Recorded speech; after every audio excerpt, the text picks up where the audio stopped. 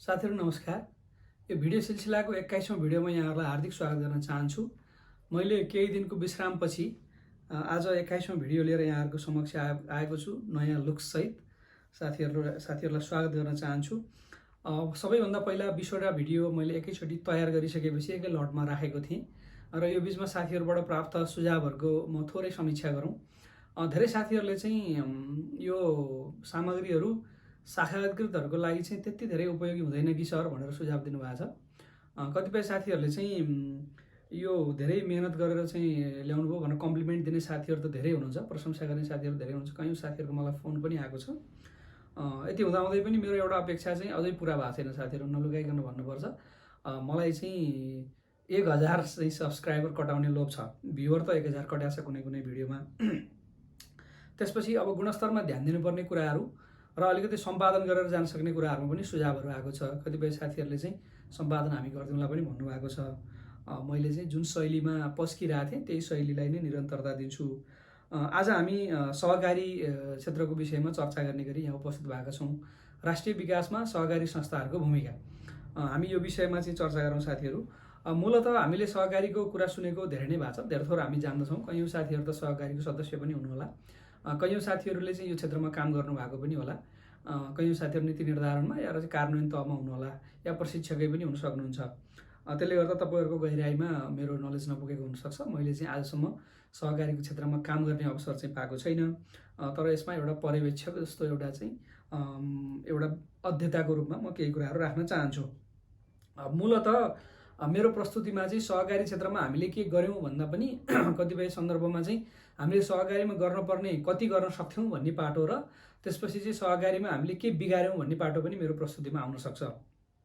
फेरि पनि लिमिटेसन दोहोर्याउँछु, यो एउटा परीक्षालाई केन्द्रबिन्दुमा राखेर तयार गरिएको चाहिँ विषयवस्तु हो। त्यसले गर्दा यसले कहीँ कतै कुनै हिसाबले पनि कसैलाई पनि चाहिँ चोट पुर्यायो या त्यस्तो केही भयो भने म यहाँहरुसँग माफी चाहन्छु। मूलतः सहकारीको परिभाषाबाटै सुरु गरौँ। कोअपरेटिभ, कुप या चाहिँ COOP, कोप, यो हिसाबले चाहिँ यसलाई सर्टकटमा पनि बोल्ने गरिन्छ। स्वायत्त संस्था, यसको चाहिँ कामको हिसाबले यो स्वायत्त।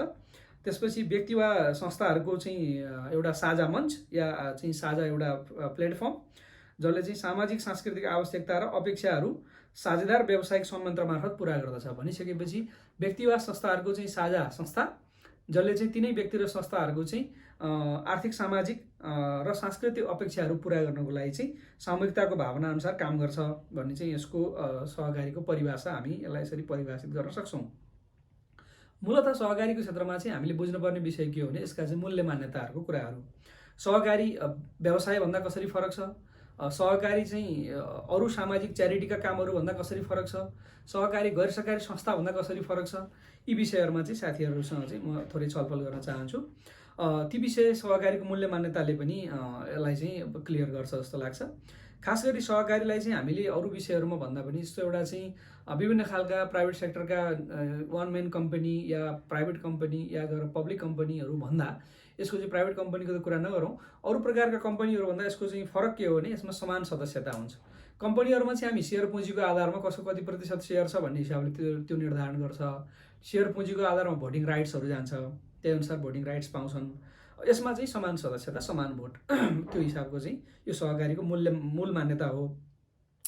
परस्पर हित, आपसी हितको कुराहरू, त्यसपछि नीति नियमको, राज्यले बनाएको नीति नियमको पालना, मुख्य गरी चाहिँ छरिएर रहेका साना पुँजीहरू सङ्कलन गरेर लगानी योग्य पुँजी बनाउने र त्यो लगानी योग्य पुँजीलाई आर्थिक विकासमा लगाउने र त्यसको चाहिँ लाभ आफ्ना सदस्यहरूलाई बाँड्ने, यो सहकारीको मूल्य मान्यताभित्र पर्छ।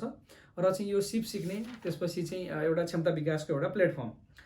यसमा चाहिँ यसका थप मूल्य मान्यताको कुरा गर्दा चाहिँ खुला सदस्यता, सहकारीको सदस्यताको लागि चाहिँ हामीले रेस्ट्रिक्ट गर्न सक्दैनौँ। क्याटेगोरी छ भने त्यो क्याटेगोरीभित्रको एलिजिबल सबैले चाहिँ सदस्यता पाउनु पर्यो। उदाहरणको लागि दुग्ध सहकारी हामीले बनायौँ भने सबै चाहिँ दुग्ध किसानहरू त्यसको सदस्य हुन पाउनु पर्यो, त्यो किसानले चाहेको अवस्थामा। हामीले कफी सहकारी बनायौँ भने कफी उत्पादकले त्यसमा सदस्यता पाउनु पर्यो। यसलाई चाहिँ सदस्यता निषेध गरेर सहकारी बनाइँदैन सामान्यतया। त्यसपछि समुदायमा केन्द्रित हुन्छ, चाहिँ समुदायमा एउटा चाहिँ सोसल अर्गनाइजेसन पनि हो एउटा। समान भोट मैले अघि नै भनिहालेँ। यहाँभित्रको चाहिँ प्रणाली प्रजातान्त्रिक परिपाटी, यहाँभित्रका पदाधिकारीहरूको चयन एउटा डेमोक्रेटिक सिस्टमबाट आउँछ। सबैको चाहिँ सहयोगको भावना, सहकारिताको भावना, त्यसपछि कतिपय त सहकारीहरूको पनि सहकारी हुन सक्ने सञ्जालको पनि अवधारणा, स्वतन्त्र र स्वायत्त, कानुन बमोजिम आफ्ना निर्णयहरू गर्न, आफ्ना निर्णयहरू लागू गर्न स्वतन्त्र र स्वायत्त हुने, र त्यसपछि चाहिँ राज्यको आर्थिक सामाजिक विकासमा योगदान गर्ने, र सँगसँगै शिक्षा र चेतना जस्ता विषयहरूमा चाहिँ केन्द्रित रहेर शिक्षा र चेतना पनि फैलाउने। यसरी चाहिँ सहकारीहरूको हामीले अवधारणा हामी पाउँछौँ। यी सहकारीहरू सञ्चालनको हिसाबले चाहिँ अन्तर्राष्ट्रिय रूपमा यसको चाहिँ फरक फरक खालको चाहिँ यसको मूल्य मान्यताहरू हामी देख्छौँ। मूलतः सहकारीलाई चाहिँ एउटा पोलिटिकल इकोनोमीबाट हेर्दाखेरि चाहिँ यो कसको चाइल्ड हो त, यो यसको चाहिँ प्यारेन्ट को हो, यो कुन चाहिँ विचारधारा राजनीतिक चाहिँ आर्थिक प्रणालीले सहकारीलाई जन्म दियो भन्दाखेरि चाहिँ यो ठ्याक्कै यस्तै हो भनेर भन्न सक्ने अवस्था देखिँदैन। त्यसले गर्दा साथीहरू, मैले फेरि पनि भने यहाँहरू प्लिज एक्सप्लोर गर्नु होला। मैले त सहकारीलाई त पुँजीवादी अर्थव्यवस्थाले पनि ओन गरेको देख्छु, समाजवादी अर्थव्यवस्थाले पनि ओन गरेको देख्छु, र मिश्रित अर्थव्यवस्थाले पनि ओन गरेको देख्छु। पुँजीवादी अर्थव्यवस्थाले ओन गरेको विषय चाहिँ मैले इटलीको उदाहरण दिन चाहन्छु, जो आफैमा एउटा पुँजीवादी या खुला बजार अर्थव्यवस्था अपनाएको मुलुक हो। त्यो देशले पनि आफ्नो चाहिँ सर्टेन एरियामा त्यो देशको ट्रान्सफर्मेसनको लागि चाहिँ सहकारी इन्स्ट्रुमेन्टल भएको चाहिँ त्यहाँ म आफैले देखेर पढेर पनि आएको हो। त्यसै गरी अलिकति ठुल्ठुला कुराहरू गऱ्यो, ठुल्ठुला चाहिँ विकसित सहरहरूको कुरा गर्दाखेरि चाहिँ अमेरिकाको चाहिँ न्युयोर्क राज्य के अरे सिटीमै पनि त्यहाँ कोअपरेटिभ चाहिँ कोप सिटी छ भने सहकारीले सञ्चालन गरेका सिटीहरू छन्, बिल्डिङहरू छन्। स्विजरल्यान्डमा ठुला ठुला ब्याङ्कहरू छन् कोअपरेटिभले चलाएका, कैयौँ ठुल्ठुला प्रोपर्टीहरू छन्। इन्डियामा पनि चाहिँ मैले सुन्दैछु, यो चाहिँ यहाँहरूले भेरिफाई गर्नु होला, कोअपरेटिभले अब त्यहाँ चाहिँ अमुल इन्डियाको त कुरै नगरौँ, गुजरात कोअपरेटिभको अर्को प्रसङ्गमा हामी यसको चर्चा गरौँला। अदरवाइज पनि इन्डियामा इभन तपाईँको चाहिँ हाइवेहरू पनि सहकारीले बनाएको, जस्तो भनौँ न चाहिँ यो टोल तिरेर चाहिँ यात्रा गर्नुपर्ने खालका टोल रोडहरू पनि सहकारीले बनाएकोसम्म हामीले सुन्न पाएका छौँ। भनिसकेपछि एउटा चाहिँ पुँजीवादी अर्थव्यवस्था अपनाएका देशहरूले पनि गरेको, नेपाल इन्डियाको चर्चा गर्दा मिश्रित अर्थव्यवस्था अपनाएका देशहरूले पनि सहकारीलाई ओन गरेको, र समाजवादी अर्थव्यवस्थाको कुरा गर्दा या साम्यवादी भनौँ या नभनौँ, समाजवादी या चाहिँ अलिकति कम्युनिस्ट फिलोसफीलाई अपनाएका देशहरूले पनि कोअपरेटिभलाई लिएको, तर लिने चाहिँ परिपाटी अलिक फरक चाहिँ मैले पाएको छु। एनालिसिसको पाटोबाट हेर्दाखेरि चाहिँ पुँजीवादी अर्थव्यवस्थामा चाहिँ यो lower middle class, lower income क्लासको चाहिँ जनताहरूले जसले चाहिँ आफूले लगानी जुटाएर व्यवसाय गर्न सक्दैन, जहाँ व्यवसाय डुइङ बिजनेसको क्लाइमेट अलिक कम्पिटेटिभ नै छ, र सानो पुँजीले हाम्रो जस्तो एउटा चिया पसल खोले जसरी व्यवसाय गर्न पाइँदैन, त्यहाँ चाहिँ सर्टेन खालको चाहिँ लाइसेन्सिङका कुराहरू छन्, सर्टेन खालका चाहिँ त्यसका चाहिँ इन्डिकेटरहरू पुरा गर्नुपर्छ, त्यो नभइकन चाहिँ दर्ता नगरिकन या सर्टेन खालको चाहिँ पूर्वाधार नभइकन कुनै पनि पेसा व्यवसाय गर्न पाइँदैन। त्यहाँ चाहिँ एउटा इन्डिभिजुअलले, एउटा मिडल क्लास या लोअर मिडल क्लासको व्यक्तिले सुरु गर्न सक्दैन। त्यहाँ चाहिँ सानो पुँजी सङ्कलन गर्ने, सबैजना सदस्य बनेर कोअपरेटिभको मोडलबाट जाने गरेर सुरु गरेको पाइन्छ। समाजवादी अर्थव्यवस्थामा चाहिँ खास गरी प्रोडक्सन र डिस्ट्रिब्युसनमा चाहिँ जस्टिसको पाटोबाट, सोसल जस्टिसको पाटोबाट, इक्वालिटीको पाटोबाट, इक्विटीको पाटोबाट अब समाजवाद साम्यवादलाई लागू गर्ने सन्दर्भमा इन्स्ट्रुमेन्टल हुन्छ भन्ने हिसाबले कोअपरेटिभलाई चाहिँ प्रवर्धन गरेको पाइन्छ, जसलाई चाहिँ हामीले विभिन्न ती देशहरूमा पनि यसको चाहिँ उदाहरण पाउँछौँ। मिश्रित अब चाहिँ मिक्स्ड इकोनोमीमा पनि यसलाई लागू गरेको हामी देख्छौँ। यसरी सहकारी चाहिँ सबैको चाहिँ साझा सन्तान जस्तो, सबैले चाहिँ सहकारीलाई ओन गरे जस्तो, सबैले सहकारीलाई चाहिँ आफ्नो चाहिँ प्यारो ठाने जस्तो त्यस्तो अवस्था देखिन्छ। यसका चाहिँ राम्रा नराम्रा पक्षहरू पनि छन्, यसले चाहिँ ल्याएका राम्रो गरेका विषयहरू पनि छन् भने यसले चाहिँ ल्याएका चुनौतीहरू पनि छन्, त्यसलाई हामी क्रमशः चर्चा गर्दै जाउँला। सहकारीको सुरुवातको कुरा गर्दाखेरि चाहिँ अबलाई रोबर्ट ओवेनले चाहिँ सहकारीको प्रवर्धन गरेको भनेर उनलाई चाहिँ सहकारीको प्रवर्तक मानिदो रहेछ। ब्रिटिस नागरिक जो चाहिँ 1858 भन्दा अगाडि, 1858 त उनको देहान्त नै भयो, त्योभन्दा अगाडि रोबर्ट ओवेनले चाहिँ सहकारीको यो मूल्य मान्यताहरू, यो समान सदस्यता, त्यसपछि चाहिँ सामूहिक हितको प्रवर्धन गर्ने, सामूहिक रूपमा चाहिँ नाफा उत्पादन गर्ने, यो खालको इक्वल भोट, त्यसपछि चाहिँ गएर त्यसपछि इक्वल डिस्ट्रिब्युसन, यी खालका चाहिँ मूल्य मान्यताहरू उनले अगाडि बढाएको हुनाले उनलाई सहकारीको प्रवर्तक मानिदो रहेछ। र त्योभन्दा अगाडि बढ्दाखेरि चाहिँ अझ सहकारीलाई इतिहासमा मानव सभ्यताको जननीकै त्यो बेलाको चाहिँ मानव सभ्यताको चरणमा गएर विश्लेषण गर्दाखेरि चाहिँ कबिला समुदाय नै सहकारी हो। चाहिँ सामूहिक रूपमा चाहिँ तपाईँको गाउँलेहरू मिलेर शिकार गर्न सामूहिक रूपमा जाने, आगो शिकार बाँडेर खाने प्रणाली नै सहकारी हो। त्यो भनेर त्यो बेलासम्मदेखि नै सहकारिताको मूल्य मान्यता थियो भनेर चाहिँ मानिदो रहेछ। हाम्रो सन्दर्भमा सहकारीसँग सम्बन्धित राज्यको इकाइको रूपमा विभागकै स्थापना भएको 2010 मा मैले कतै पढेको छु। 2010 मै सहकारी विभागको स्थापना भएको र 2013 सालमा चितवनमा चाहिँ चितवनको शारदा नगरमा बखान सहकारीको नामबाट चाहिँ खुलेको सहकारीलाई नेपालको पहिलो सहकारी हामीले मान्दछौँ। र नेपालमा खास गरी 2047 सालको खुलापनपछि चाहिँ हामीले उदारवादी अर्थव्यवस्था अपनाइसकेपछि सहकारीलाई चाहिँ हामीले प्रमोट गरेको, सहकारीको चाहिँ खुल्ने कुराहरूलाई राज्यले चाहिँ पोलिसी लेभलमा स्वागत गरेको र व्यापक रूपमा मसरुमिङ, अब हामीले चाहिँ यसलाई मसरुमिङ च्याउछरी उम्रेको भन्न पनि सकिन्छ, अथवा चाहिँ सहकारीको विस्तार भएको भनेर पनि भन्न सकिन्छ, थ्राइभिङ भन्न सकिन्छ पोजिटिभली। सहकारीहरूले चाहिँ राम्रो गर्दै गर्दै गएको, समस्या व्यापक छन्, म त्यतापट्टि पछि चर्चा गर्छु। त्यसरी चाहिँ गएको देखिन्छ भने पछिल्ला केही हाम्रा चाहिँ आवधिक योजनाका दस्तावेजहरूले नेपालको अर्थव्यवस्थालाई खास गरी 63 पछि जस्तो लाग्छ मलाई चाहिँ 3टा चक्का भएको चाहिँ त्रिखुट्टे अर्थतन्त्र, यहाँभन्दा अगाडि हामीले 2 खुट्टे होइन राज्य र चाहिँ राज्यको नियन्त्रण, त्यसपछि निजी क्षेत्रको पुँजी भन्यौँ, त्यसपछि चाहिँ आएर अब त्रिखुट्टे चाहिँ अर्थव्यवस्था, 3वटा चक्का भएको टेम्पो टाइपको अर्थव्यवस्था, जहाँ अर्को एउटा चक्काको रूपमा चाहिँ हामीले सहकारीलाई पनि मान्यौँ। यसरी सहकारी पनि एउटा चाहिँ राज्यको महत्त्वपूर्ण साझेदारको रूपमा चाहिँ अगाडि बढेको हामी देख्न सक्छौँ। अब सहकारी संस्थाहरूको चाहिँ यसरी चर्चा गरिरहँदाखेरि नेपालमा सहकारीको पोजिसन के छ त, त्यो बारेमा नि चाहिँ चर्चा गरौँ, अलिकति तथ्याङ्कहरूको कुरा गरौँ। सहकारीहरूको तथ्याङ्कको कुरा गर्दाखेरि चाहिँ मैले यो 2 वर्षको पछिल्लो चाहिँ अद्यावधिक विवरण पाइनँ। मैले सहकारी विभागकै वेबसाइटमा चाहिँ हेरेको। साथीहरू, यो चाहिँ मैले भन्नै पर्छ, यो भिडियो बनाउँदै गएपछि र यहाँहरूले अलिकति गुणस्तरको कुरा गरिसकेपछि मलाई पनि चुनौती थपिया छ। अब अहिले चाहिँ मैले हिजोका मेरा नोटहरू पढ्ने भन्दा पनि नयाँ के भएको छ भनेर खोज्नुपर्ने अवस्था भएको छ। त्यसले गर्दा मैले सहकारी विभागको वेबसाइटमा गएर तथ्याङ्कहरू पनि लिएर आउने कोसिस गरेको छु। 2074 सालको तथ्याङ्क भन्छु, त्योभन्दा पछाडिको तपाईँहरूले यही टेम्प्लेटमा चाहिँ आफूलाई अपडेट गर्नुहोला। जम्मा सहकारीको सङ्ख्या 34,512, बचत तथा ऋण सहकारीको सङ्ख्या 13,578, बहुउद्देश्य सहकारीको सङ्ख्या चाहिँ 4,371। देशभरि रहेका सहकारीहरूमा चाहिँ सञ्चालकको रूपमा रहेका व्यक्तिहरू, पदाधिकारीहरू, नागरिकहरू यो चाहिँ 2,47,827। सम्पूर्ण सहकारीहरूमा साधारण सदस्यको रूपमा रहेका सहकारी सदस्यहरू, सहकारी अभियानले कति नेपालीहरूलाई गोलबद्ध गर्न सक्यो, कति नेपालीहरू यसको नेटवर्कमा आए भन्ने हिसाबले तथ्याङ्क हेर्दाखेरि चाहिँ 63,05,581 जना चाहिँ नागरिकहरू आज सहकारीको सञ्जालमा छन्, कुनै न कुनै रूपमा सहकारी अभियानसँग आबद्ध छन्। कर्मचारीको कुरा गर्दाखेरि 60,571 कर्मचारी छन्, यसलाई हामी रोजगारी सृजना पनि भन्न सक्छौँ। सेयर पुँजी सम्पूर्ण सहकारीहरूमा गरी सेयर पुँजी 73 अरब चाहिँ लगानी भएको छ। राज्यले निर्धारण गरेको जुन हामीले सहस्राब्दी विकास लक्ष्यहरू हासिल गर्ने उद्देश्य लिएका छौँ, एसडिजीको पुरानो भिडियोहरू साथीहरूले हेर्नुभएकै होला, त्यहाँ गएर हेर्दाखेरि चाहिँ एसडिजी कार्यान्वयनमा समग्र सहकारीको कन्ट्रिब्युसन चाहिँ 4.3% चाहिँ सहकारीको कन्ट्रिब्युसन हुने भनेर चाहिँ हामीले एसडिजी कार्यान्वयनको लागि जुन लगानीको खाका छ त्यहाँ सहकारीको लागि 4.3% चाहिँ सहकारीको क्षेत्रबाट लगानी हुने भनेर हामीले छुट्याएका छौँ। त्यसै गरी हाम्रो चालु 15 योजनाको कार्यान्वयनमा सहकारी क्षेत्रको योगदान चाहिँ 5.4% हुन्छ। यसरी साथीहरू सहकारीको चाहिँ यो समग्र तथ्याङ्कहरू, केही तथ्याङ्कहरू मैले ल्याएको छु, साथीहरूले चाहिँ सहकारीहरूको यो विषयमा अलिकति डिटेलमा तथ्याङ्कहरू हेर्न सक्नुहुन्छ, अपडेट गर्न सक्नुहुन्छ। सहकारीहरूको विषयमा नेपालको चाहिँ सहकारीहरूको अभियान कसरी चलेको छ भनेर चर्चा गर्दाखेरि चाहिँ नेपालमा सहकारीहरू चाहिँ गर्न सकिने प्रशस्तै छ, स्कोप हामीले दिएका छौँ, तर त्यो बमोजिम भइरहेको छैन। त्यसले गर्दाखेरि चाहिँ यसमा मैले त भन्छु सहकारीहरूको क्षेत्रमा ठुलो इन्टरभेन्सन र ठुलो रिफर्मको आवश्यकता छ।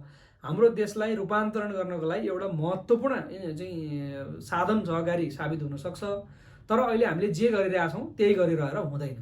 एउटा भनाइ नै छ नि, जे गरिराखिया छ त्यही गरिरहने हो नि, जे भइरहेछ त्यही भइरहन्छ।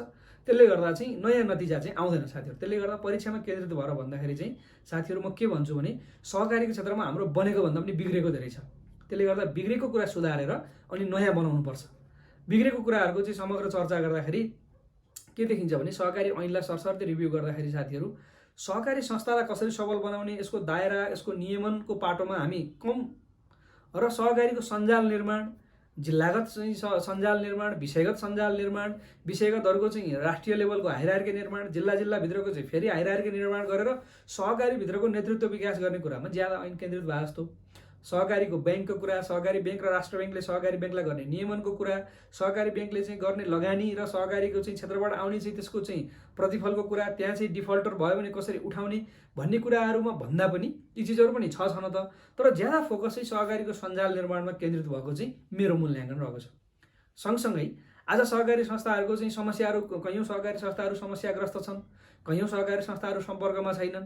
किन त्यसो भइरहेछ भन्दाखेरि चाहिँ सहकारीहरूले ठगेका घटनाहरू आइरहेछन्, एकदम चाहिँ तपाईँको चरम चाहिँ तपाईँको उच्च मूल्यमा गएर ब्याज लिइरहेको कुराहरू छन्, नन ब्याङ्केबल प्रोजेक्टमा गएर सहकारीले लगानी गरिरहेछ, सहकारीको लगानी फसिरहेको छ, सहकारीका चाहिँ पदाधिकारीहरूले जग्गा दलाली गरिरहेको कुराहरू आइरहेछ। त्यसले गर्दाखेरि सँगसँगै चाहिँ सहकारीका पदाधिकारीहरूले चाहिँ मिटिङ भत्ताको नाममा अधिक सहकारीको नाफा भत्ता भनेर खाइदिएको अवस्था छ, डिभिडेन्ड कम बाँडिदिएको अवस्था छ।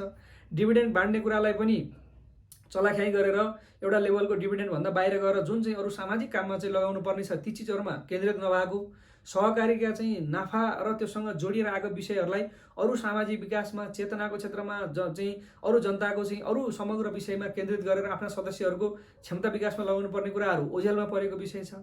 सहकारी पनि हिजो हामीले गैर सरकारी संस्थाको कुनै भिडियोमा चर्चा गरे जस्तै एउटा परिवारको, एउटा समूहको, केही 3-4 जना व्यक्तिको कब्जामा पुगेको कुराहरू छ। कुनै व्यक्तिले चाहिँ स्वरोजगार गर्नको लागि चाहिँ अरू बाँकी साथीहरूको चाहिँ नागरिकताहरू युज गरिदिएर सहकारी दर्ता गरिदिएको कुराहरू छ। सहकारी पनि झोलामै लिएर हिँडेका कुराहरू छन्। राज्यले ल्याएका चाहिँ तपाईँको पोलिसीहरूलाई, राज्यले चाहिँ सहकारीहरूलाई प्रवर्धन गर्ने गरी कृषिमा, भेटनरीमा यस्ता खालका चाहिँ तपाईँको सहकारीहरूलाई, बङ्गुर फारमका सहकारी, अरू खालका के छ, दुग्ध किसानका सहकारी, कफीका सहकारी, चियाका सहकारीलाई राज्यले चाहिँ अनुदान दिने खालको कार्यक्रम ल्यायो अरे भन्ने थाहा पाएपछि त्यो अनुदानलाई ट्याप गर्नको लागि सहकारी दर्ता गरिदिएको घटनाहरू, अलि समयपछि सहकारीलाई त्यत्तिकै विलकबन्दमा पारेर हिँडिदिएका कुराहरू, अनि त्यसपछि चाहिँ घुमाउरो बाटोबाट अरू बहुउद्देश्य या अरू विषयगत चाहिँ सहकारी दर्ता गरेर यतापट्टि वित्तीय सहकारीमा आउन खोज्ने कुराहरू, यस्ता खालका विकृतिहरू सहकारी क्षेत्रमा छन्।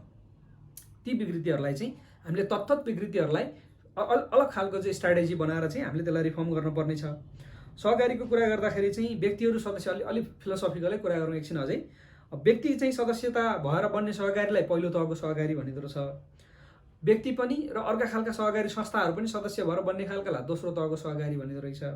सहकारीहरूको सहकारी सञ्जाललाई चाहिँ तेस्रो तहको सहकारी भनिँदो रहेछ।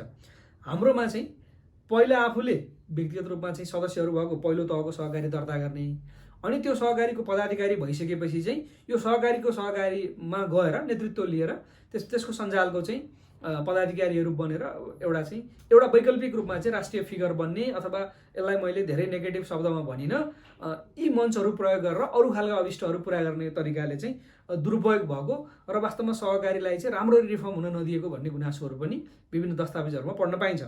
तर हालाकि उहाँ साथीहरू जसले चाहिँ यो क्षेत्रलाई लिड गरिरहनु भएको छ, पोलिसीमा एडभोकेसी गरिरहनु भएको छ, उहाँहरूको पनि आफ्नै खालको योगदान छ नेपालको सहकारी अभियानलाई यहाँसम्म ल्याउने, सहकारी आन्दोलनलाई यहाँसम्म ल्याउनेमा उहाँहरूको ठुलो कन्ट्रिब्युसन छ। त्यसलाई हामी नजरअन्दाज गर्न सक्दैनौँ। यसरी नेपालको सहकारी अभियान यहाँसम्म आइसकेको छ। यसलाई अब चाहिँ हामीले सुधार्दै अगाडि लानुपर्ने छ। अहिले चाहिँ सहकारी कसरी चाहिँ सञ्चालन गरिन्छ भन्दाखेरि चाहिँ 30 जना नागरिकले चाहिँ सहकारी संस्था दर्ता गर्न सक्छन्। त्यसपछि चाहिँ वित्तीय सहकारीको लागि चाहिँ 100 जना नागरिकहरूले वित्तीय सहकारी दर्ता गर्न सक्छन्। अनि अझ ग्रामीण परिवेशमा 15 जना चाहिँ गाउँपालिकाहरूमा 15 जना चाहिँ सदस्यले पनि सहकारी दर्ता गर्न सक्छन्। अहिलेको लागि चाहिँ एक परिवार अथवा एक घरबाट एकजना सदस्य, सुरुमा एक घरबाट एकजना सदस्य नै मात्रै हुन पाइन्छ। त्यसपछि चाहिँ एकजना व्यक्तिले एउटा पालिकामा एउटा मात्रै सहकारीको सदस्यता हुन पाउने खालको चाहिँ व्यवस्था छ।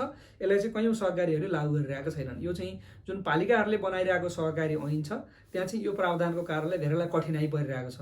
अब कर्मचारीका सहकारीका आफ्नै विषयवस्तुहरू छन्, शिक्षकहरूका सहकारीका आफ्नै विषयवस्तुहरू छन्। समग्रमा यसरी सहकारी संस्थाहरूको जुन अभियान चलेको छ अहिलेको लागि चाहिँ 30 जना नागरिक भए सहकारी संस्था दर्ता गर्न पाइन्छ, 100 जना भए वित्तीय सहकारी दर्ता गर्न पाइन्छ, र चाहिँ एउटा परिवारबाट एकजना मात्रै सुरु भयो इनिसियल सदस्य हुन पाइन्छ। त्यसपछि चाहिँ सहकारीका विभागहरूले, तालिम केन्द्रहरूले चाहिँ उहाँहरूलाई प्रशिक्षण दिन्छन्।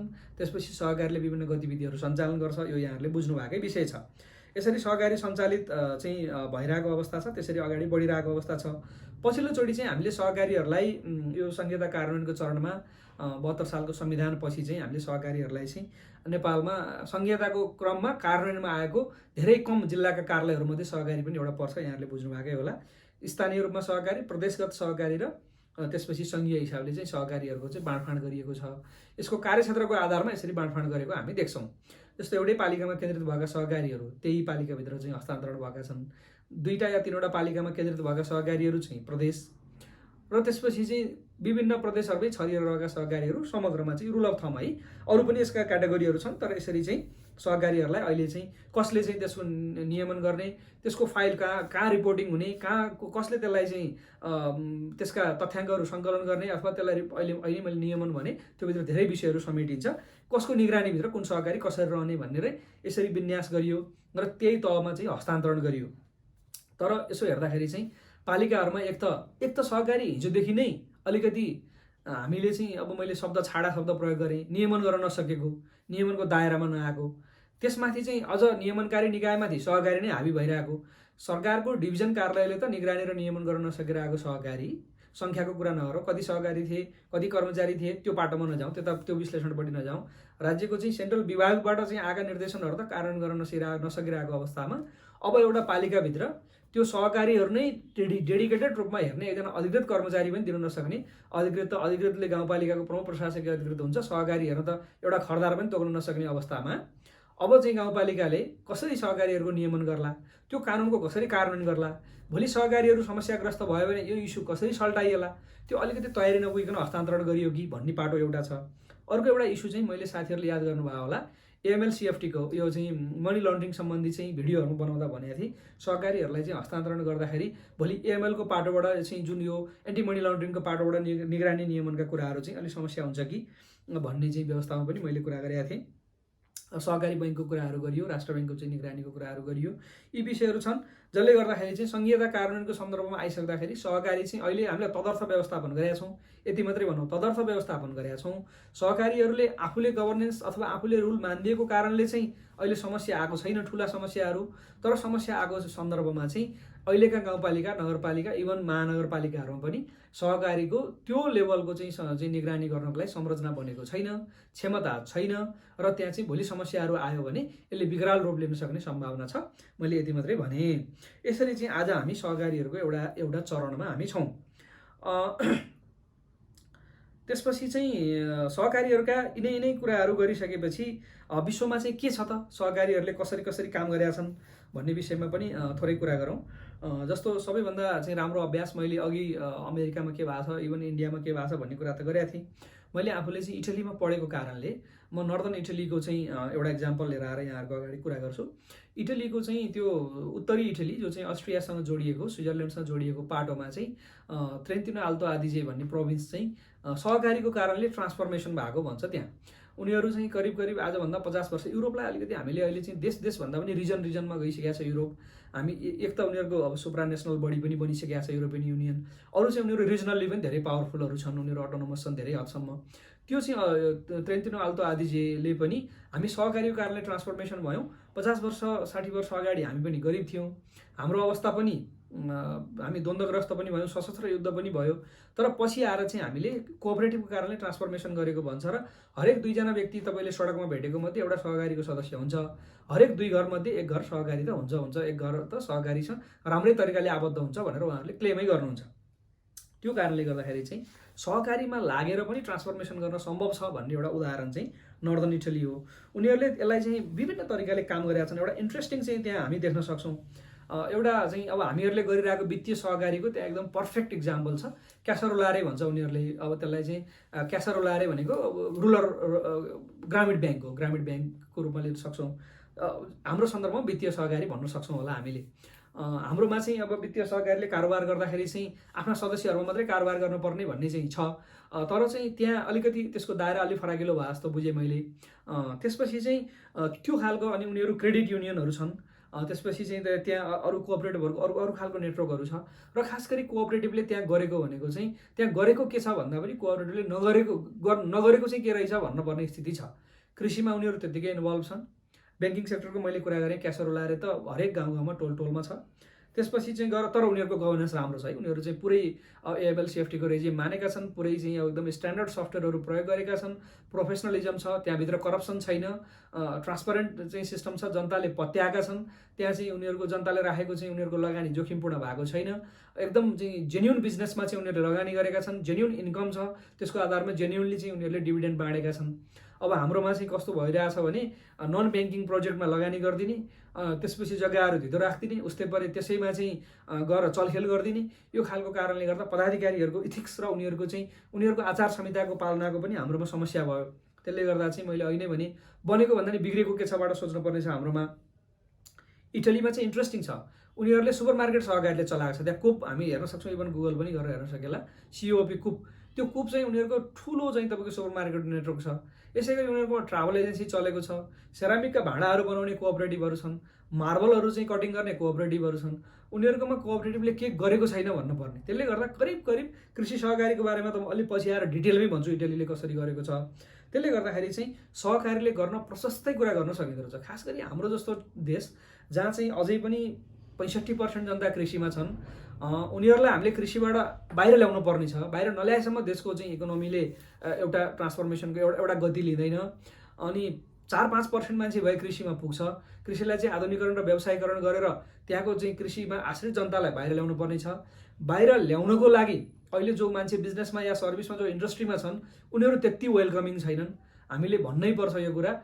हरेक क्षेत्रमा चाहिँ सिन्डिकेट छ। हालाकि उद्योग वाणिज्य क्षेत्रका साथीहरूले चाहिँ औद्योगिक क्षेत्रको विकास भएन, वाणिज्य क्षेत्रको विकास भएन, जतिसुकै कराए पनि उहाँहरू आफ्नो बिजनेसमा चाहिँ अर्को कम्पिटिटर नआइदिए हुन्थ्यो भन्ने नै भावना छ।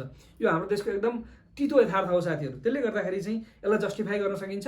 ठुल्ठुला चाहिँ नेपालका एकदम अथर खालका चाहिँ तपाईँको इकोनोमिस्टहरूले बोलेको पनि हामी चाहिँ साइड गर्न सक्छौँ। त्यो कारणले गर्दाखेरि चाहिँ त्यो क्षेत्रको करिब 60% जनतालाई हामीले कृषिबाट बाहिर ल्याउनु छ। कहाँ लाने त? टर्सरी सेक्टर, सर्भिस सेक्टर कत्रो छ, त्यसपछि चाहिँ प्रोडक्सन सेक्टर कत्रो छ। यो क्षेत्रमा चाहिँ प्राइभेट एन्टरप्राइज बनाएर या चाहिँ तपाईँको एउटा व्यवसाय बनाएर लाने सम्भावना कति हुन्छ? कति मान्छे व्यावसायिक बन्लान्, कति मान्छे स्वरोजगार बन्लान्? अर्को विकल्प भनेको चाहिँ कोअपरेटिभको फ्रेमवर्क हुनसक्छ कि भन्ने हिसाबले चाहिँ सोच्न पर्ने छ। त्यो हिसाबले चाहिँ ठुलो चाहिँ दायरामा ठुलो जनसङ्ख्यालाई हामीले सहकारीको माध्यमबाट ट्रान्सफर्मेसन गर्नुपर्ने छ। यो चिज चाहिँ सम्भव छ, यो गर्न सकिन्छ। त्यसले गर्दाखेरि अब इटलीले त ट्राभल एजेन्सीदेखि लिएर गएर एभ्रिथिङ, अब करिब हरेक बिजनेस चाहिँ रेस्टुरेन्टदेखि लिएर गएर हरेक बिजनेस चाहिँ उनीहरूले कोअपरेटिभको मोडलमा चलाएछन्। लाग्दो अवस्था छ। त्यसरी चाहिँ हामी जान सकिन्छ। तर त्यसरी जानको लागि चाहिँ हामीले केही एटिच्युडहरू परिवर्तन गर्नु पर्यो। हामी कहाँ चाहिँ के छ भने धैर्यता नै छैन क्या। हामी चाहिँ मैले कुनै भिडियोमा भने कि भनेन साथीहरू, यहाँहरूले चाहिँ एकदम यसलाई कोट अनकोट भन्नु होला, every Nepali want to get rich and they want to get rich now, if possible today and if possible now, होइन? Every Nepali want to get rich and they want to get rich today and if possible they want to get rich right now, होइन? त्यो सिन्ड्रोमले काम गरेर हुन्छ। हामीलाई सबैलाई shortcut चाहिएको छ कि एकदम छिटो धनी हुनु परेको छ कि यो त हुँदैन नि। एउटा नेचुरल ग्रोथमा चाहिँ जान पो छोडिदिनु पर्यो त। त्यसले गर्दाखेरि चाहिँ एउटा नेचुरल ग्रोथमा नगइकन सुन्निएर मोटाएको अवस्थामा पुगेर हामी कहाँ पुग्ने हो? यो सिन्ड्रोम चाहिँ जहाँसुकै भयो। व्यवसाय गर्नेलाई पनि यही सिन्ड्रोम भयो। किन आज उद्योगपति उद्योग छोडेर जग्गा दलाली गरिरहेछ? किन कुनै अर्को व्यवसायी चाहिँ यसरी चाहिँ छिटो धनी हुने चाहिँ माध्यम खोजिरहेछ? किन आज अरू क्षेत्रका आयात निर्यातकर्ताहरू जम्मै चाहिँ यही कोभिडको लागि पिपिपी चाहिँ के अरे पिपिई झिकाउन पछि लागिरहेछन्? Every one is exploring for the shortcut, होइन? यो चाहिँ टेन्डेन्सी, यो चाहिँ फिनोमिनन, यसले चाहिँ हामीलाई कहीँ पुर्याउँदैन। त्यसले गर्दा यो खालको चाहिँ एटिच्युडमा सुधार ल्याउनु पर्ने छ। क्वालिटी, हामीसँग त क्वालिटी त हुँदै भएन, कुनै पनि क्षेत्रमा हुँदै भएन, होइन? चाहिँ त्यसले गर्दाखेरि चाहिँ बेटर रेगुलेटेड हुनु पर्यो र क्वालिटी दिनु पर्यो। क्वालिटीमा कम्प्रोमाइज हुनै भएन। आज कुनै एउटा सहकारीले चाहिँ अब भनौँ न यसरी वा उसरी 25% डिभिडेन्ड खुवाएर त्यो सहकारीको चाहिँ सर्भिस गभर्नेन्स राम्रो छैन, कुनै अर्को एकदमै राम्रो गभर्नेन्स गरेको सहकारीले 10% डिभिडेन्ड दियो भने तपाईँ हामी नै त्यो 25% खुवाउने कहाँ जान्छौँ? त्यो त हुनु भएन नि त। उसले कसरी गरिरहेछ? मान्छेलाई चाहिँ 3 महिनाको चाहिँ लोन रिन्यू गराउँदै चाहिँ तपाईँको चाहिँ घिउ खाने खाइरहेछ त्यहाँ, होइन? 15-20% चाहिँ तपाईँको इन्ट्रेस्ट रेट राखिदिएको छ। एउटा चाहिँ हिजोको साहु महाजनसँग ऋण लिएको भन्दा चर्को चाहिँ ब्याज दरमा ऋण लिइदिरहेछ। त्यसले गर्दा कुनै पनि प्रोजेक्ट चाहिँ असफल हुने बाहेक अरू विकल्पै छैन। मान्छे अन्त यतातिरको ऋण तिर्न यता सहकारीसँग ऋण ल्याएछ, उताको ऋण तिर्न अर्को सहकारीसँग ऋण ल्याएछ। भोलि सबै चाहिँ कारोबारहरू एकैचोटि लिएर आएर हिसाब राखिदियो भने धेरै मान्छे टाट पल्टिने स्थिति छ, धेरै सहकारीहरू टाट पल्टिने स्थिति छ। यसरी चाहिँ चलेको प्रणालीले हामीलाई कहाँ पुर्याउला? त्यसले गर्दाखेरि चाहिँ एउटा ठुलो रिफर्म, एटिच्युडमै सुधार, क्वालिटीमा सुधार र सरकारको चाहिँ अब चाहिँ यो पाराको सफ्ट स्टेटको नेचर, यो पाराको चाहिँ लेस गभर्नेन्स र यो पाराको ट्रान्जिसनल गभर्नेन्सले हामीलाई कहीँ पुर्याउँदैन। मैले फेरि पनि भन्छु, कसैलाई टार्गेट गरे होइन, परीक्षामा लेख्ने विषय हो यो। परीक्षामा लोकसेवा आयोगको उत्तर कपी नै यस्तो चिज हो जहाँ कर्मचारीले आफ्नो मनमा ला हरेक कुरा लेख्न पाइन्छ। त्यही कारणले गर्दाखेरि साथीहरू यहाँहरूले चाहिँ यो कुरा त्यसमा लेख्न पाउनुहुन्छ। त्यही हिसाबले मैले भनेको छु, मैले यो परीक्षाभन्दा बाहिर चाहिँ यी कुराहरू साइड गर्ने गरी बोलेको छैन। मेरो लिमिटेसन मैले पटक दोहोऱ्याएको छु। यसरी चाहिँ हाम्रो सहकारीहरूलाई हामीले ट्रिमिङ गरेर एउटा फ्रेमवर्कभित्र लिएर आएर चाहिँ परिचालन गर्न सक्छौँ। यो एकदमै जेन्युन क्षेत्र हो। यसबाट चाहिँ रियल्ली ट्रान्सफर्मेसन हुन्छ भन्ने कुरामा मलाई चाहिँ कुनै दुविधा छैन। सहकारीबाट चाहिँ हामीले गर्न सक्ने क्षेत्रहरू के हुन सक्छन् त? केही यस्ता क्षेत्र छन् जहाँ चाहिँ हामीले कोअपरेटिभलाई इन्सर्ट गरेर हामी काम गर्न सक्छौँ। सबैभन्दा पहिलो क्षेत्र भनेको चाहिँ तरकारी बजार। आजसम्म पनि तरकारी बजारमा किन चाहिँ तपाईँको बिचौलिया छ? किसान र चाहिँ चाहिँ कन्ज्युमरको बिचमा आजसम्म कोअपरेटिभ किन आउँदैन? किसानको घरमै गएर लिइदिने र आफ्ना चाहिँ आउटलेट मार्फत, आफ्ना सोरुम मार्फत चाहिँ अर्ग्यानिक हो या अर्को जे खालको हो एउटा कोल्ड स्टोर लगायतका चिजहरू मेन्टेन गरेर सहकारीले किन त्यो चिज गर्दैन र किन चाहिँ आज किसानसँग 5 रुपियाँमा किनेको चिज हामी 100 रुपियाँ तिर्न बाध्य छौँ इन्ड युजर? यो चिजमा खै हामीले सोचेको? कि चाहिँ हामीले यसलाई दलाल खालको चाहिँ यो खालको प्रणालीलाई हामीले संरक्षणै गरिरहेको त होइन कतै। यो चिजमा चाहिँ साथीहरूले सिरियसली सोचौँ। सहकारीले सहरको यातायात चलाउनु पर्दैन। आजसम्म एउटा व्यापारीको एउटा बस हालेर कुनै सिटीको यातायात म्यानेज हुन्छ? यस्तो पनि प्रणाली हो। यसलाई हामीले चाहिँ ती सबै जसले इन्डिभिजुअल गाडी चलाएका छन् त्यो गाडी चाहिँ चाहे त्यही साहब आफै ड्राइभर भएको होला, स्वरोजगार होला, यसलाई नकारात्मक पनि धेरै नभनौँ। ती सबै साथीहरूलाई जुन रुटमा जति गाडी चलेका छन् ती सबै साथीहरूको गाडीको भ्यालुएसन गरेर एउटा कोअपरेटिभ भित्र राखेर एउटा कोअपरेटिभले गाडी चलाए हुँदैन? यति गर्न हामीले किन नसक्या? त्यो भयो भने चाहिँ कसले चाहिँ अफिस टाइममा गाडी चलाउन पायो, कसले चाहिँ बिहान गाडी के अरे प्यासेन्जर नहुने बेला गाडी चलायो भन्ने झगडा पनि नहोला। किन सबै नाफा सामूहिक रूपमा जाने हो। अब करप्सन त हाम्रो इन्डिभिजुअल लेभलमै विस्तार भएकै छ। त्यो ड्राइभरको त्यो कन्डक्टरको करप्सन कसरी रोक्ने त्यो बारेमा मैले यो भिडियोमा नभनौँ, अरू कुनै सन्दर्भमा कुरा गरौँला। त्यसरी चाहिँ जान सकिन्छ कि जस्तो लाग्छ। ठुला कृषि फर्महरू, पशु सेवाका चाहिँ ठुल्ठुला बाख्राका, अब हामी चाहिँ मासुमा पनि अहिलेसम्म आत्मनिर्भर हुन सकेका छैनौँ। अन्डा दुधमा बल्ल बल्ल आत्मनिर्भर भएको छ, त्यो पनि त्यति दिगो छैन। त्यसले गर्दा यस्ता खालका चाहिँ कृषिका चाहिँ कामहरूमा चाहिँ हामीले कोअपरेटिभलाई ल्याउन सक्छौँ। संयुक्त आवासहरू कोअपरेटिभले बनाउन सक्छ। फोहोर व्यवस्थापन, सहरभित्रको फोहोर व्यवस्थापन हरेक सहरको टाउको दुखाइ छ। अब त्यहाँभित्रकै नागरिकहरूलाई समेटेर हामी कोअपरेटिभमा या त सानो स्केलमा या बृहत स्केलमा हामी कोअपरेटिभ मार्फत फोहोर मैलाको व्यवस्थापन गर्न सक्छौँ। हामी प्रोसेस इन्डस्ट्रीमा गएर चाहिँ गर्न सक्छौँ। कृषिको जुन र मेटेरियल छ त्यसको स्टोरेजमा या त्यसको प्रोसेसिङमा चाहिँ हामी जान सक्छौँ। अरू यो सूची त कति लामो हुन्छ साथीहरू, यो धेरै लामो यसलाई चाहिँ लामो बनाउन सकिन्छ। आज सैलुनहरूको कुनै नेटवर्क छैन, कोअपरेटिभमा आबद्ध गरिदिउँ, त्यसपछि उनीहरूको स्ट्यान्डर्डाइज गर्दै जाउँ। एउटा ओयोले चाहिँ होटलहरूलाई आफ्नो नेटवर्कभित्र लिएर आएर सामान्य ट्रेनिङ गराएर त्यही चलिरहेको होटललाई अलिकति मोडिफाई गरेर उनीहरूले त्यत्रो एउटा प्राइभेट बिजनेस गरिरहेछ। हामीले चाहिँ कोअपरेटिभ मार्फत यो कुरा गर्न किन सकिँदैन? होटलहरूको पनि कोअपरेटिभ बनाउन किन सकिँदैन? साना लजहरूको स्ट्यान्डर्डाइजेसन गर्ने कुरामा हामी कोअपरेटिभलाई लैजान सक्छौँ। एउटा काम पनि हामीले गर्न सकेनौँ। हामी कहाँ चाहिँ नेपालमा मैले नगरपालिकामा लामो समय काम गरेँ। एउटा समस्या के छ भने बधशाला। कुनै पनि नगरपालिकामा बधशाला छैन, करिब छैन है। मैले कुनै पनि भने कतै होला, म अपडेट नभएको भए। बनेका धेरै जसो चाहिँ चलेका छैनन्। बधशाला सकिएन, बधस्थल मात्रै बनाऊ, कम्तीमा मासु चाहिँ झुन्ड्याएर काट्ने गरौँ, भैँमा चाहिँ मासु नकाटौँ भन्दाखेरि पनि त्यसमा जान सकिएन। भनेपछि मासु व्यवसायी जो साथीहरू चाहिँ मासु व्यवसाय गर्नुहुन्छ, जो नागरिकहरू, उहाँहरूकै सहकारी बनाइदिएर बरु उहाँहरूलाई अनुदान दिएर त्यसपछि चाहिँ त्यसको चाहिँ त्यो कोअपरेटिभ मार्फत म्यानेजमेन्ट गर्न हामीले अहिलेसम्म किन नसकेका हो। यी चिजहरू यस्ता क्षेत्रहरू हुन् जहाँ चाहिँ हामीलाई सहकारीबाट हामीले इजिली काम गर्न सक्छौँ। र नेपालको चाहिँ यो लिभिङ स्ट्यान्डर्ड, नेपालको चाहिँ हाम्रो खानेकुराको चाहिँ हाम्रो फुड हेबिट या फुड प्रोडक्सन, फुड प्रोसेसिङ, दालमोट बनाइरहेछ मान्छेले, त्यो चाहिँ के अरे लप्सीको अमिलो चाहिँ त्यो पाउ बनाएर बेचिरहेछ। यी चिजहरूलाई स्ट्यान्डर्डाइज गर्न त कोअपरेटिभ मार्फत गए तत्त क्षेत्रमा सानो स्केलमा चाहिँ हामीले गरिदिए हुन्थ्यो होला। आज सहकारी के भएको छ भने कोही एकजना चाहिँ अन्यथा नलिनु होला, अलिकति सोसल पोलिटिकल लिडरले अरू कुनै प्लेटफर्म पाएन, राजनीतिक दलको नि चुनाव हार्यो, यतापट्टि विद्यालय व्यवस्थापन समिति पनि हार्यो, सामुदायिक वनमा पनि हार्यो, खानेपानीमा पनि हार्यो, अनि एउटा सहकारी खोलेर आफू एउटा गाउँमा ठालो हुने मात्रै काम भएको छ। त्यसरी सहकारी चल्छ? सहकारी अभियानको मूल्य मान्यता मर्म त्यो हो र? सहकारी त चाहिँ फरक विषय हो नि त। त्यो पनि होला, त्यसरी पनि उनीहरूले पनि सहकारी गर्न पाउँछन्, ती व्यक्तिले पनि पाउँछन्, अहिले मैले उदाहरण दिएका व्यक्तिले। तर सहकारीको मूल्य मान्यता अनुसार चल्दिनु पर्यो। अरू खालका महत्त्वाकांक्षा राख्न भएन। यसलाई चाहिँ अरू कुनै चाहिँ महत्त्वाकांक्षा चाहिँ तपाईँको अन्तको फ्रस्ट्रेसन सार्ने खालको प्लेटफर्म बनाउनु भएन। यहाँ आएर सर्टकट खोजिदिनु भएन, छिटो धनी हुनलाई यो मार्ग प्रयोग गरिदिनु भएन भन्ने मात्रै मेरो यहाँहरूसँग चाहिँ अनुरोध हो साथीहरू। अलिकति चाहिँ म एउटा इक्जाम्पल दिएर अब यो सहकारीको चाहिँ भिडियो टुङ्ग्याउँछु। इटलीमै फेरि मैले पढेकै ठाउँको लिएर आउँ। मेरो लोकल इकोनोमिक डेभलपमेन्टको मेरो पढाइ पनि भएको हुनाले त्यहाँ चाहिँ यो कृषि प्रणालीमा चाहिँ सहकारी आबद्ध रहेछ। र त्यहाँ चाहिँ के गर्दो रहेछ भने किसानहरूलाई चाहिँ उनीहरूले सहकारीहरूले चाहिँ नेटवर्कभित्र एउटा गाउँ एउटा एरियाका जति किसान छन् सबैलाई समेटेको हुँदो रहेछ। र ती किसानहरू चाहिँ सहकारीका सदस्य त हुने नै भइहाले, एक खालको कर्मचारी जस्ता हुँदो रहेछन्। जस्तो कसरी गर्दा रहेछन् भने सहकारीले के गर्छ त भने किसानलाई चाहिँ यो वर्षको चाहिँ वेदर फोरकास्टदेखि लिएर गएर हरेक कुराहरू उनीहरूले एनालाइसिस गरेर यो वर्ष के बाली लगाउने, कुन सिजनमा, कहिले रोप्नेदेखि हार्भेस्टिङको लेभलसम्म बिउ सहकारीले दिन्छ, मल सहकारीले दिन्छ, विषादी सहकारीले दिन्छ, प्राविधिक सेवा सहकारीले दिन्छ, कल्टिभेसन कहिले गर्ने उसैले भन्छ, गोडमेल कहिले गर्ने उसैले भन्छ, हार्भेस्टिङ कहिले गर्ने उसैले भन्छ। भएको जति उत्पादन यो वर्ष धेरै फल्यो भनेर मूल्य चाहिँ कम पाइने भयो भन्ने चिन्ता पनि छैन। यो वर्ष कम फल्यो भनेर भाउ बढाएर चाहिँ त्यहाँ हुने कुरा पनि छैन। सबै प्रोडक्सन सहकारीले किनिदिन्छ। त्यसपछि किसानलाई इन्सुरेन्स पनि सहकारीले नै गरिदिन्छ।